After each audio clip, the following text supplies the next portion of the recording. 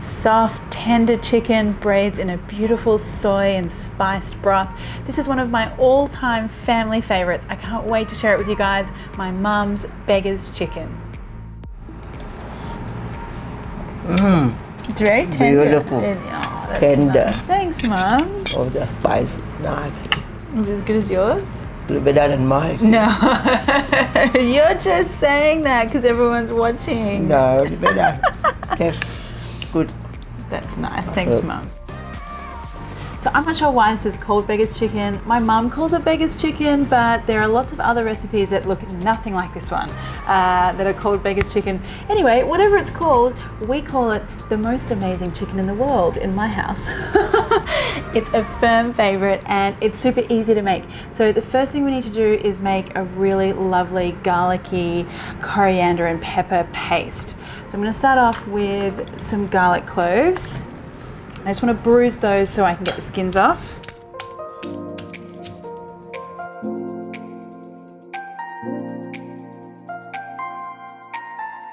And to that I want to add some coriander root. So you will have noticed that in a lot of my mum and my Thai recipes, we start out a lot of the time with this coriander, garlic and pepper paste. It's a very traditional, old school Thai paste, and it's the basis for a lot of recipes. So you just want the root part, that's got all the flavor that we want.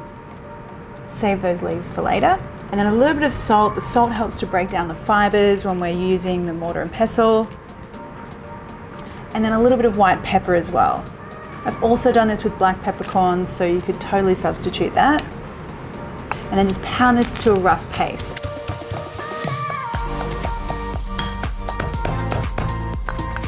Okay, so this is the kind of texture that you're looking for. And then into a stock pot or something that's large enough to hold the whole chicken, I'm going to add a little bit of oil. And the whole point of this is that we're going to layer some really beautiful flavors, starting off with the paste.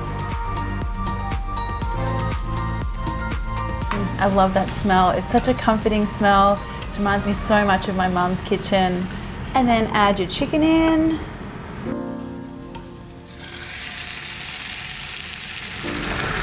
Now just give this guy a couple of swirls in here. Just make sure that garlic paste isn't burning at the bottom. Just want to start to kind of get some of those chickeny flavors going in here. And now I'm going to start adding all the aromatics. So I've got some star anise and a cinnamon stick. And some soy sauce. So first of all I need some light soy sauce, and that's just a regular Chinese soy sauce. It's called light, but that's mainly just to differentiate it from the dark soy sauce. So that's going to go in.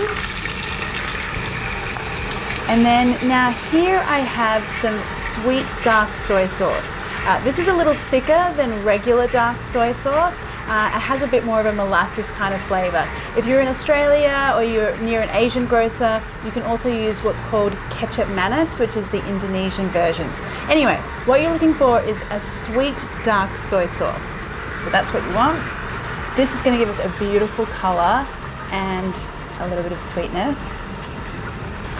And now I add in some water.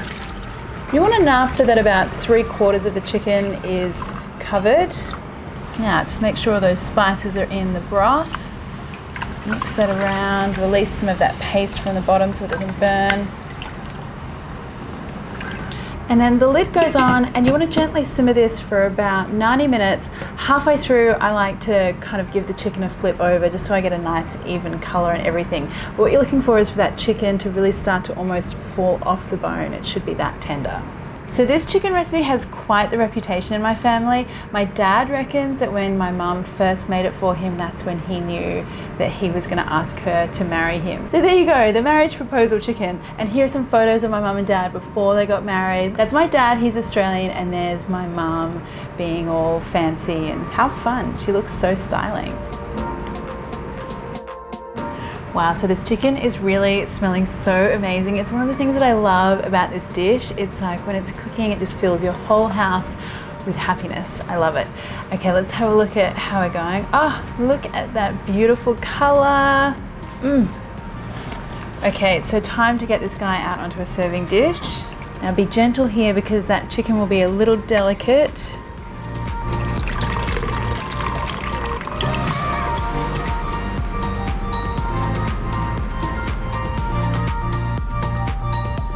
And then one last thing to do is check the broth for seasoning.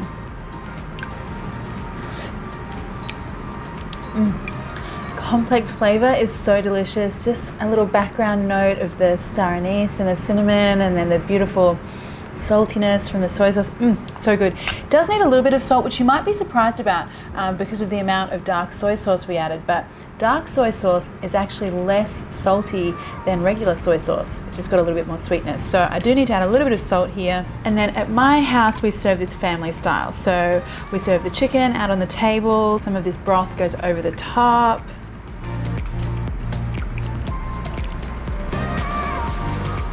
And then I like to have some rice or some noodles nearby to really soak up all that yummy sauce.